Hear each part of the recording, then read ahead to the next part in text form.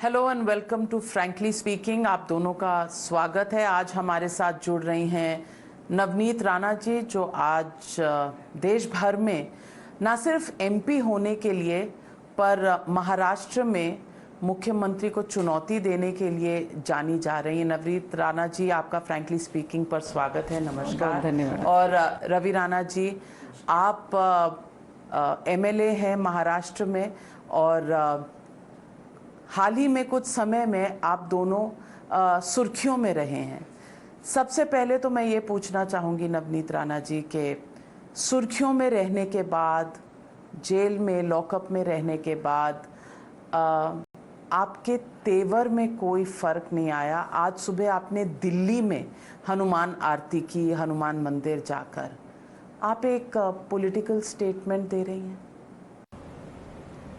मुझे लगता है कि जो भी मैंने किया है ये सिर्फ मैंने नहीं शुरुआत की है, हमारे पेरेंट्स ने, ग्रैंड पेरेंट्स ने और मैं और मेरी आने वाली पीढ़ी भी अपने धर्म के प्रचार प्रसार के लिए मुझे लगता है आखिरी सांस तक भी मैं लड़ूंगी। तो मेरे तेवर सिर्फ 14 दिन में ख़त्म हो जाएंगे, इतने कमज़ोर तेवर तो लेके मैं हिंदुस्तान में एज ए महिला जन्म को नहीं आई हूँ। मुझे लगता है हर महिला में उतनी ही ताकत होती है, उतनी ही कैपेसिटी से हम लड़ते हैं और मैं उसी दम से बाहर निकली हूँ। कई लोगों को, मेरे विरोधकों को लगा कि हनुमान चालीसा उनके लिए विरोध का मुद्दा है, पर मेरे लिए आस्था का मुद्दा है। मेरे धर्म के प्रचार प्रसार करना ये मेरे जीवन का आखिरी क्षण तक मैं उसके लिए लड़ूंगी। और महिलाओं को दबाना बहुत ईजी ऐसा लगता है। हम जिस जग में जी रहे हैं, आपको उद्धव ठाकरे जी जिस तरीके से बोलते हुए हम गेटिंग गूज बम्स कि जिस तरीके से मैंने सिर्फ बहुत सादे तरीके से ये कहा था कि जो संकट मेरे महाराष्ट्र में है वो संकट मुक्त होना चाहिए। किसानों पे जो संकट आया है, बेरोजगारी का सबसे बड़ा संकट है, इलेक्ट्रिक डिपार्टमेंट पे बहुत बड़ा संकट है, ऐसे अलग अलग क्षेत्र के जो मुद्दे मेरे महाराष्ट्र के हैं वो संकट महाराष्ट्र से दूर हों और जो महाराष्ट्र को main as a chief minister represent करते हैं उनके घर के सामने जाके संकट मोचन का मैं पाठ पढ़ूंगी। बस इतनी ही सादी सी मैंने एक घोषणा की थी और घोषणा का और घोषणा पे एप्लीकेबल भी नहीं किया हमने। दूसरे दिन हमने अपना आंदोलन, अपनी मांग पीछे ले ली कि दूसरे दिन प्राइम मिनिस्टर जी का दौरा है, हमें उसमें कोई भी लॉ एंड ऑर्डर के अगेंस्ट करना नहीं है। कुछ भी मिसहैपनिंग मेरे महाराष्ट्र में, मेरे लोगों को मुंबई में कुछ होना नहीं चाहिए करके वो मैंने आंदोलन भी पीछे लिया कि हम यहाँ बैठ के करेंगे। पर मेरा उद्देश्य पूरा हुआ। मातोश्री के बाहर हनुमान चालीसा नवनीत राणा, रवि राणा ने नहीं किया, पर शिवसेना के जो गुंडे आए थे उन्होंने हनुमान चालीसा उनके घर के सामने पढ़ा। संकट मोचन को याद करने की बात थी कि उनके घर के सामने हम संकट मोचन का हनुमान चालीसा पढ़ेंगे।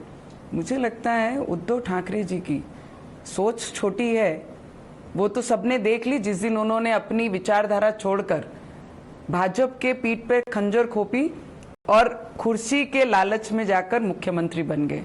सोच तो छोटी है पर इतने गिर जाएंगे। पर आप भाजपा की लड़ाई लड़ रही हैं क्योंकि आप कह रही हैं आपको धर्म का प्रचार करना है।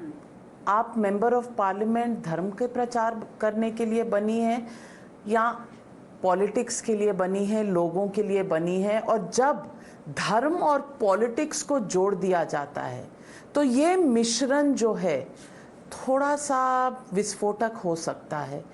तो मैं फिर से आपसे दोबारा पूछना चाहती हूँ और आपके साथ रवि राणा जी को भी पूछना चाहती हूँ कि ये विस्फोटक पॉलिटिक्स और धर्म का जो मिक्सचर आप कर रहे हैं, ये क्यों कर रहे हैं?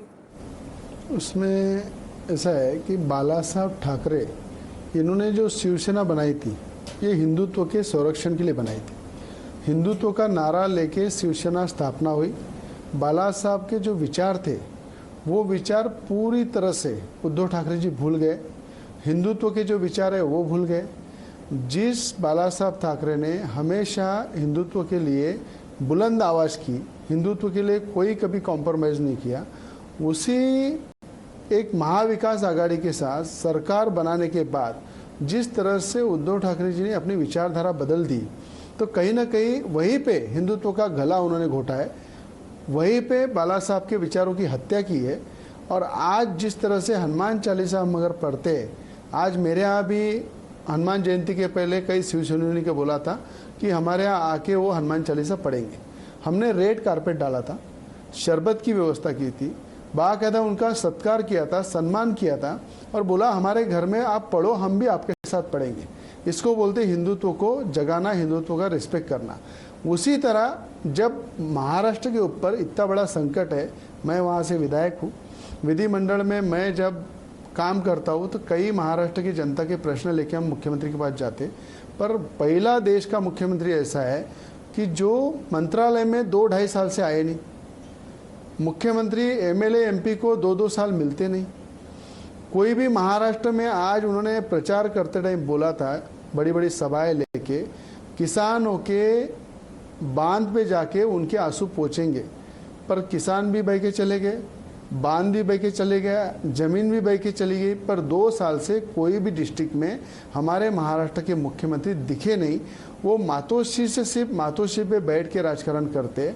और मुझे लगता है बाला साहब की नीति थी कि कभी उन्होंने कोई पद लिया नहीं, हमेशा उन्होंने बड़े बड़े पद दूसरों को दिलाए और उन्होंने मातोश्री पे बैठ के हिंदुत्व की सुरक्षा की। पर आज इतना बड़ा विश्वासघात भाजपा के साथ उद्धव ठाकरे जी ने किया है कि मोदी जी का फोटो बड़ा लगा के बाला साहब का फोटो छोटा लगाया। इलेक्शन के टाइम पे मोदी जी के नाम पे वोट मांगे और जिस टाइम उनके एमएलए एमपी मोदी जी के नाम से चुन के आए, उस टाइम उन्होंने जो एक गद्दारी की भाजपा के साथ, भाजपा के पीठ में खंजीर खुपस के उन्होंने महाविकास आघाड़ी, जो हमेशा बाला साहब ने कांग्रेस का विरोध किया और उन्होंने ये भी कहा था जिस दिन मैं कांग्रेस के साथ बैठ के राजनीति करूंगा उस दिन मैं शिवसेना पार्टी बंद कर दूंगा।